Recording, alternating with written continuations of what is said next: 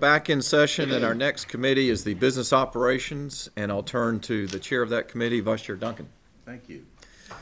Along with Todd Chastain, we lead the Business Operations Committee. We had a number of items this time. Our action item is BizOp 1, which is a policy amendment for the school improvement competitive grants part. It's the and these are adaptations that are made for the ESSA Title I provisions. And the board had heard a presentation on that earlier. We discussed BizOp 2, which is a proposed amendment to state board policy for intensive contract procedures, and I think the board received well those proposed revisions, but also made some suggestions to work on further, and we will bring back a further report next month with the effort to incorporate the good suggestions that were made during the board discussion.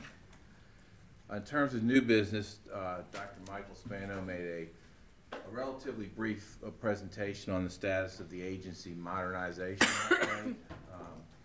Because of the present status of that, a detailed update's not really timely yet, but we will get a detailed update, and I think it was forecast most likely in the March timeframe. We get some further information in terms of the status of that, as well as the business modernization efforts for the LEAs as that moves forward. The contracts were available to look at, and I don't think we had any questions this month. Occasionally we do, sometimes we don't. And I will remind you that we also have consent agenda, 2 items. One is a technical correction policy amendment on the policy for formula grants for school improvement. And the second, which is BizOp 3. BizOp 4 is the demolition of the small building residence at the school for the deaf in Morganton. And that concludes our report. Thank you, Mr. Duncan. I'll now call on Dr. Oxendine for the Educator Standards and Practice Committee report. Thank you, Chairman Davis. My name is Olivia Oxendine.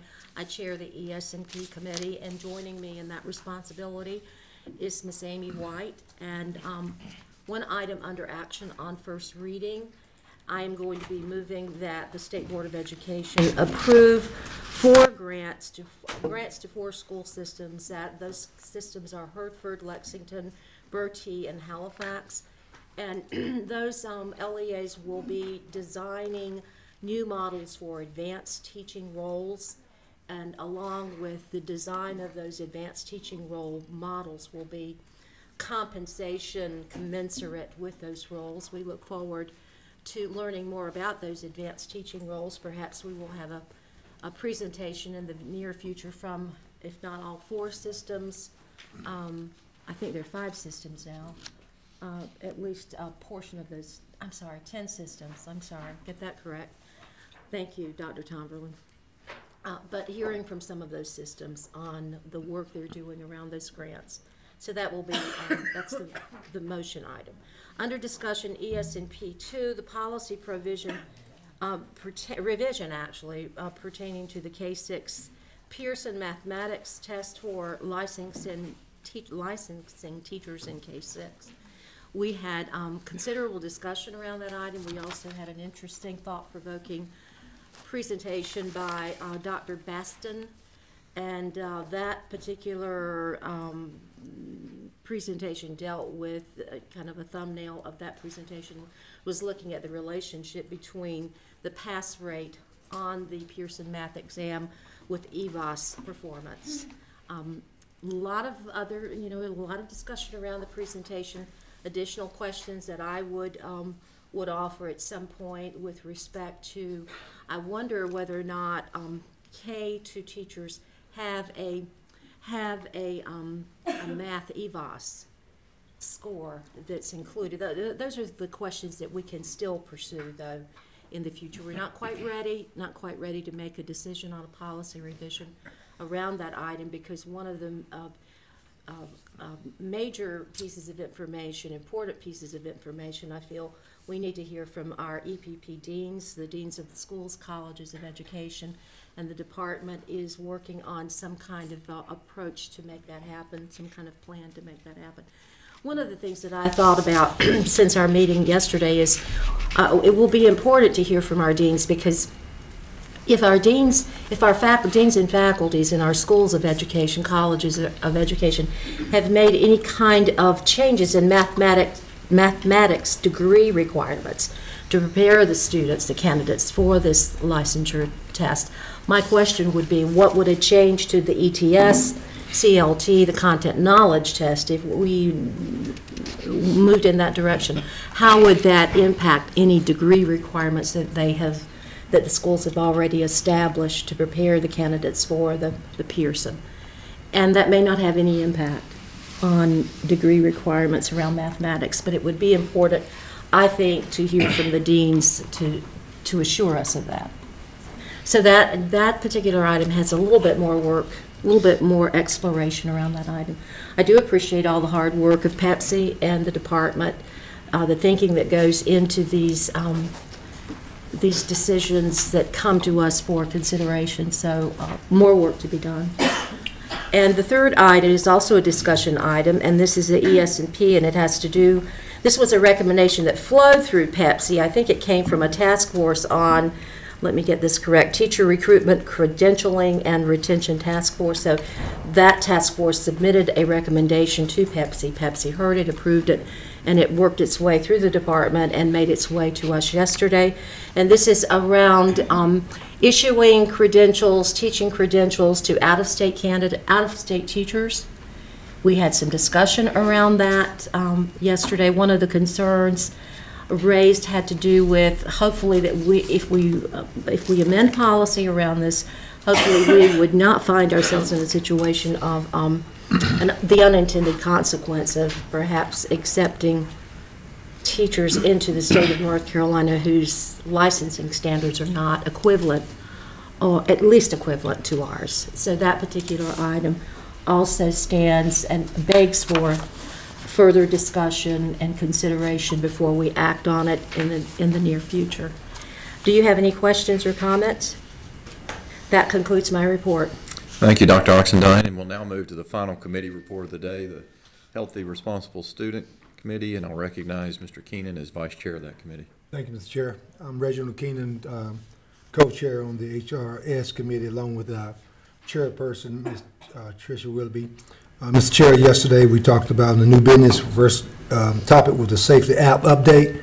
Of course, Ms. Kim Martin came before us to talk about that. She talked about the pilot program and gave some data on that, and to inform us of the incident reports.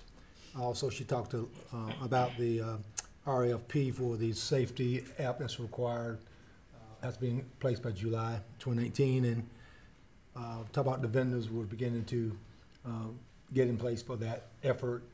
And the topic came up whether or not there may be a possible, we was informed that there may be a possibility that there may be a vendor that would deal with it from a free app type situation. And if that's possible, then hopefully that might work out, then we can maybe use the money for some other cause. But right now we're looking to find the proper vendors to set that app up. And then also we talked about item number 2 was the Task Force on Health and Well-Being, and that was led by Ms. Erica Berry. Talked about that under the supervision of Superintendent Johnson. And that task force was involved in trying to deal with the safety and well-being of the children. And as we all know, our children is under attack in so many ways, as far as things that years ago they were not exposed to. And I'm proud to say that the legislature and others are making strong efforts to do things that safer, and as we know, health has a lot to do with the results of our students' outcome. And in that report were 8 recommendations, and I think they're very thorough, and the superintendents and others got ideas and initiatives from other sources, and have, of course, the report came out 8 recommendations. So I guess the question now is where we move from here. They are very good, but we know recommendations are not very good unless we implement them. So I'm hoping that we as a board, and I hope the superintendent will be here, but see where we go from here. So as we move forward, we're going to try to do our very best as leaders of education to implement as many of those recommendations that we can. So that concludes the committee report. Thank you, Mr. Keenan. So board members, we now come to our consent agenda. I note to the audience that the consent agenda is primarily items that have come to the board for discussion in a prior month and are not complex items. Also note that board members have seen these consent agenda materials for at least a week. I'll also note that, as opposed to what's written in our agenda, SLA 4 has been pulled from the consent agenda. So if there is no request to remove an additional item from the consent agenda, I seek a motion to approve SLA 5 through 7, BizOp 2, EICS 10 through 11, and BizOp 3 and 4 on the consent agenda. Is there such a motion? Motion by Mr. Keenan. Is there a second? Second. Second by Mr. McDevitt. Dr. Townsend Smith, can you call the roll to capture the vote? Mr. Buxton? Yes. Dr. Oxendine? Yes. Ms. Chemnitz? Yes. Mr. Keenan? Yes. Mr. McDevitt? Yes. Ms. White? Yes. Mr. Ford? Yes. Vice Chair Duncan? Yes. Chair Davis? Yes. Motion carries. Thank you. Board members, we now vote on any item requiring action from your committee reports. A thorough discussion and report was provided on each of these items. I now seek a motion to approve the December 5 and 6, 2018, and the Executive Committee December 6 and 20, 2018 meeting minutes. Approval of SLA 1 and 2, action on first reading items. BizOp 1, action item. EICS 1 through 3, action items, and ESNP 1, action on first reading. Is there such a motion? Motion by Ms. White, second. Second.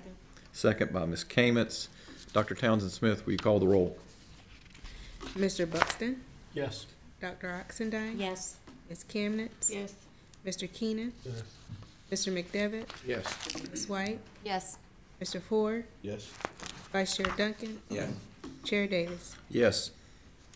Motion carries. Well, thank you to all staff and presenters for this January 10th, 2019 meeting. I want to wish you all a happy new year, and we look forward to working together with you in the 2019 year.